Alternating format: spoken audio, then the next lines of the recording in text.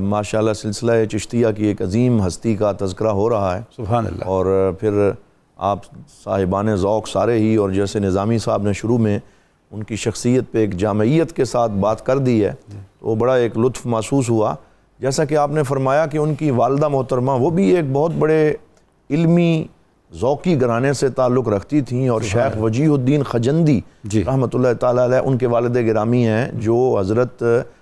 نجیب الدین متوکل رحمۃ اللہ تعالیٰ علیہ کے نانا جان ہیں. وہ بھی بہت بڑے اپنے وقت کے عالم تھے، فقیہ تھے، قاضی تھے، اور وہ ظاہری بات ہے کہ ان کے ہاں بھی وہ ساری نجابت شرافت جو ہے وہ ان کی بیٹی تک منتقل ہوئی، جنہیں قرسم خاتون کے نام سے یاد کیا جاتا تھا. اور آپ کے حوالے سے بہت سے واقعات مشہور بھی ہیں، اور میں تو شیخ ابراہیم شوقی مصر کے جو بہت بڑے شاعر ہوئے ہیں، جنہوں نے نہج البردہ بھی لکھی ہے، جو حضرت امام بوصیری کی طرز پہ بڑا خوبصورت ان کا کلام ہے، تو انہوں نے ماؤں کے حوالے سے ایک پورا قصیدہ لکھا ہے عربی میں. تو وہ فرماتے ہیں کہ الام مدرسۃ اذا عادتھا عادت جیلا طیب الاراکی. سبحان اللہ. کہ اگر ماں ایک ایسا انسٹیٹیوشن ہے، ایک ایسا مدرسہ ہے کہ اگر آپ نے ماں کو اس قابل بنا دیا کہ وہ آنے والی نسل کی تربیت کر سکے، تو گویا کہ آپ نے ایک طیب النسل، پوری ایک نسل کو تیار کر دیا، ایک بہترین نسل کے لیے آپ نے جو ہے وہ انتظام کر دیا. تو جب ہم حضرت کی والدہ محترمہ کو دیکھتے ہیں تو ان کے ہاں صبر، توکل، خشیت، استغناء، پھر نماز کا اہتمام، یہ وہی ہیں کہ حضرت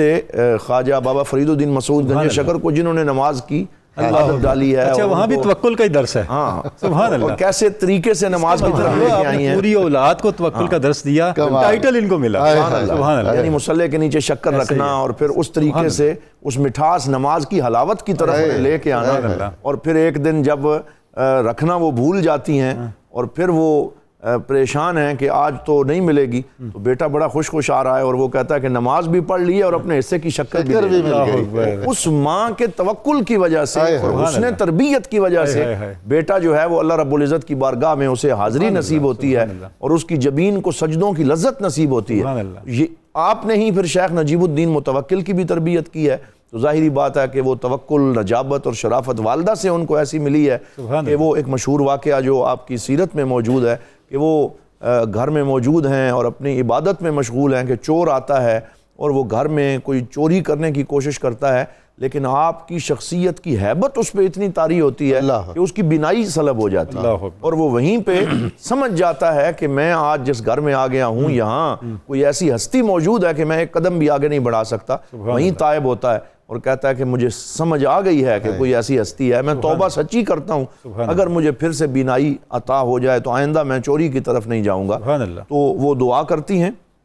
تو ان کی دعا کی برکت سے بینائی واپس آتی ہے، اور پھر وہ صبح سویرے اپنی پوری فیملی کو لے کے ان کی خدمت میں حاضر ہوتا ہے، اور پھر آپ اس کا نام عبداللہ رکھتی ہیں، اسے کلمہ پڑھاتی ہیں، اسے دائرہ اسلام میں داخل کرتی ہیں. یہ وہ والدہ محترمہ ہیں کہ جنہیں اللہ رب العزت نے یہ شان عطا فرمائی ہے کہ ان کے ہاتھ پہ تائب ہو کے چور جو ہیں وہ بھی کلمہ پڑھ کے دائرہ اسلام میں داخل ہو. آپ دیکھیں ان لوگوں نے اپنے تصرفات بھی لوگوں کی بہتری کے لیے استعمال کیے، سبحان اللہ، ان کی ہدایتیابی کے لیے استعمال کیا. چوری کے لیے وہ آیا تھا، اس کو کچھ سزا دیتی، کوئی گرفت کرتی، لیکن ایسا نظر نہیں آتا. سبحان اللہ. پھر اس میں ایک بڑا خوبصورت ملمح جو ابھی حضرت نے فرمایا توکل کے حوالے سے، میں وہ عرض کرنا چاہوں گا کہ نام کا شخصیت پہ بڑا اثر ہوتا ہے، اور وہ اس میں با مسمہ جو شخص ہو تو وہ زیادہ جو ہے وہ صاحب نصیب ہوتا ہے. اور اس میں تو حضرت کی شخصیت کا یہ اثر بھی ہمیں ان کے اوپر نظر آتا ہے، والدہ کی تربیت کی وجہ سے اتنا توکل اور استغناء ان میں پیدا ہوا ہے کہ وہ جو قرآن پاک کی آیت ہے وَمَن يَتَوَكَّلْ عَلَى اللَّهِ فَهُوَ حَسْبُهُ، اور ایک جگہ فرمایا وَيَرْزُقْهُ مِنْ حَيْثُ لَا يَحْتَسِبُ، کہ اللہ تعالیٰ وہاں سے توکل کرنے والے کو رزق عطا فرماتا ہے جہاں سے اسے گمان بھی نہیں ہوتا. وہ ان کی اپنی شخصیت میں واقعہ ہے جو ہم پڑھتے ہیں کہ وہ گھر میں موجود ہیں، عید کا دن ہے اور بہت سے فقراء آ جاتے ہیں اور گھر میں کھانے کے لیے کوئی شے موجود نہیں ہے، اور اندر جاتے ہیں، زوجہ محترمہ کہتی ہے کہ بچوں کے لیے بھی کھانا نہیں ہے، تو پھر پانی ہی لے آتے ہیں، اور وہ پانی جو ہے وہ کہتے ہیں یہ ہمارا لنگر ہے درویشوں کا، اور ان سب کو پانی پلاتے ہیں، اور اس پانی میں انہیں کھانے کی لذت نصیب ہوتی ہے جتنے بھی وہ حضرات ہیں. اور پھر چھت پہ چلے جاتے ہیں، اور ایک دل میں تھوڑا سا خیال پیدا ہوتا ہے کہ میری تو خیر ہے، میرے مہمان جو ہیں، کیونکہ یہ وہ چشتیہ ہیں کہ جن کی لنگر تو ہر وقت جاری رہتا ہے، تو وہ جب اس میں تھوڑا سا ان کو پریشانی ہوتی ہے تو حضرت خضر علیہ السلام تشریف لاتے ہیں، زیارت ہوتی ہے، ملاقات ہوتی ہے، اور حضرت سیدنا خضر علیہ السلام انہیں فرماتے ہیں کہ آپ پریشان ہو گئے، بھائی تمہارے توکل کے چرچے تو عرش پہ ہو رہے ہیں، اور وہاں فرشتے بھی آپ کے توکل اور استغنا کا تذکرہ کر رہے ہیں، آپ کیوں پریشان ہو گئے؟ کہتے ہیں جناب میں اپنی وجہ سے پریشان نہیں ہوا، ان مہمانوں کی وجہ سے میں پریشان ہوا ہوں۔ تو فرماتے ہیں حضرت خضر مجھے بھی کھانا کھلاؤ، کہتے ہیں گھر میں کچھ نہیں، کہتے ہیں جاؤ تو صحیح۔ تو جب جاتے ہیں وَيَرْزُقْهُ مِنْ حَيْثُ لَا يَحْتَسِبْ کا نظارہ وہاں نظر آتا ہے کہ کئی طرح کے کھانے جو ہیں وہاں چنے ہوئے ہیں، اور ان کھانوں میں سے پھر